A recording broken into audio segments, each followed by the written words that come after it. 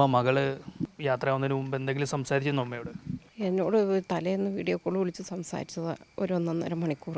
അന്നേരം നല്ല ഹാപ്പിയിലായിരുന്നു കൊച്ച്. ബാക്കിയൊക്കെ ശരിയായി, ഇനി സർട്ടിഫിക്കറ്റ് മാത്രം കിട്ടിയാൽ മതി അങ്ങനെയാണ് പറഞ്ഞ് 15-ാം തീയതി കിട്ടും. പിന്നെ അത് കഴിഞ്ഞ് വിളിച്ചിട്ടില്ല കൊച്ച്. ഇങ്ങനെ കൊച്ചിന് സുഖമില്ലാന്ന് ശനിയാഴ്ച അറിയണു. ഞങ്ങൾ ഇവിടുന്ന് പോയിട്ട് ഞങ്ങൾക്ക് കാണാൻ പറ്റിയില്ല കൊച്ചിനെ. പിറ്റേന്ന് വീട്ടിൽ തിരിച്ചെത്തി കഴിഞ്ഞാണ് ഞങ്ങൾ അറിയണത്. ഒരു 9 മണിയോട് കൂടി കൊച്ചു മരിച്ചു. ഇങ്ങനെ ഇതായിരുന്നു. പക്ഷെ ഗുളിക കഴിച്ചാണ് മരിച്ചതെന്നൊന്നും ഞാൻ അറിയണില്ല. അതൊക്കെ ഞങ്ങൾ വൈകുന്നേരമായി പിന്നെ അറിയണത്. മറവൊക്കെ ചെയ്ത് കഴിഞ്ഞ് പിന്നെ ഞങ്ങൾക്ക് സഹിക്കാൻ പറ്റില്ല. ഞങ്ങളുടെ കൊച്ചങ്ങനെ ചെയ്യൂല.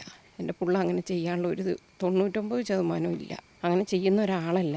ആക്റ്റീവായിട്ട് എന്ത് കാര്യത്തിനും ഇതായി നിൽക്കുന്ന ഒരു പുള്ളിയാണത്. വിദേശത്തേക്ക് പോകാൻ ഒത്തിരി ആഗ്രഹമായിരുന്നു നോക്ക്. അതിൻ്റെ എല്ലാ കാര്യങ്ങളും ഇവിടെ ചെയ്തുകൊണ്ടിരിക്കുമായിരുന്നു. ഒരു ചെറിയ ക്ലിനിക്ക് കയറി 6 മാസം നിന്നിട്ട് എല്ലാം ശരിയാക്കി കയറിപ്പോകണം. കയറിപ്പോയി കഴിഞ്ഞ് ഉമ്മയും വാപ്പിയൊന്നും ഒരു പണിക്കും പോകണ്ട എന്നൊക്കെ പറഞ്ഞ് നല്ല രീതിയിൽ സംസാരിച്ച് കൊച്ചു പോയതാണ്. പിന്നെ കാണുന്നത് ഞങ്ങളിങ്ങനെയാണ്.